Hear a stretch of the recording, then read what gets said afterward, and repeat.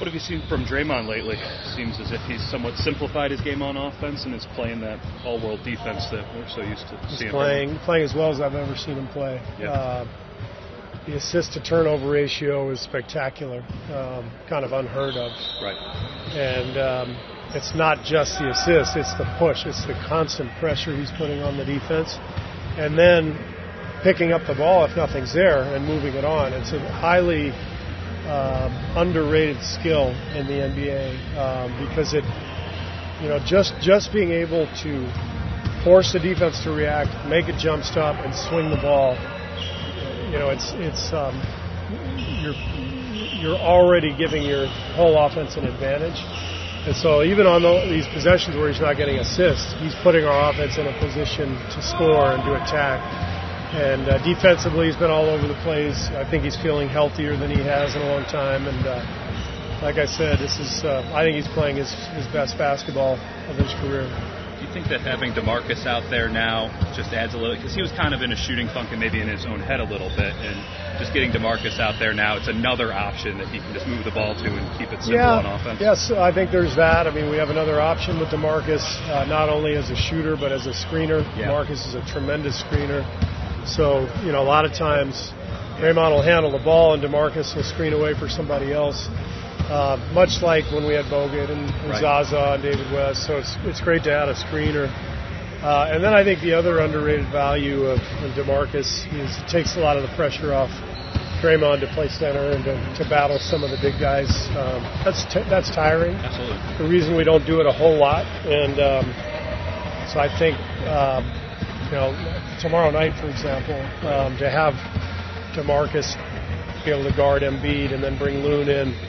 A couple weeks ago, Draymond would have spent a lot of time on Embiid, and that's a lot to ask. So, a lot of factors have come together at once. Yeah, it'll be fun. I mean, it's rare, you don't see it, but each guy has his own dynamic of the modern game. The ability to shoot and put the ball on the floor and make plays from the perimeter. So it's not quite like an old school, battle down on the block. Both guys spend a lot of time on the perimeter, but I think it'll be fascinating to watch. Steph's shooting 50% on 30-footers this season. Is that the point now where you kind of just expect him to make it when he spots up right? Yeah, we kind of do expect him to make everything. But, the step back the other night at halftime, just before half, that was beyond 30 feet. I think it was 33, 34 feet, whatever. I just turned to Mike and I said, you got to be kidding me, and it just looked so routine, like it was a step back 18-footer, not a 34-footer. So, yeah, he's in a great groove and it's fun to watch. Is that just like the biggest asset you could possibly have when you have a guy who's space the floor in that way? You've never had it. Yeah, I mean, I think the range that Steph and Clay have together, and KD as well, extends the defense out. Same idea around the league. It's not just that teams are shooting a lot of threes, shooting a lot of deep threes. So the amount of court you have to cover defensively these days is it's kind of ridiculous. It's really hard defensively to cover all that ground. It seems like Steph is also kind of attacking the rim a little bit more because that space has been established. Are you seeing that as well? I just think he's really at his peak physically. He's stronger than he's ever looked, but also at his peak mentally. His turnovers are down. He understands when to attack, when not to, and he's in a good way. Since DeMarcus got back, you guys are already putting up historic numbers offensively. Since he got back, it's reached another level.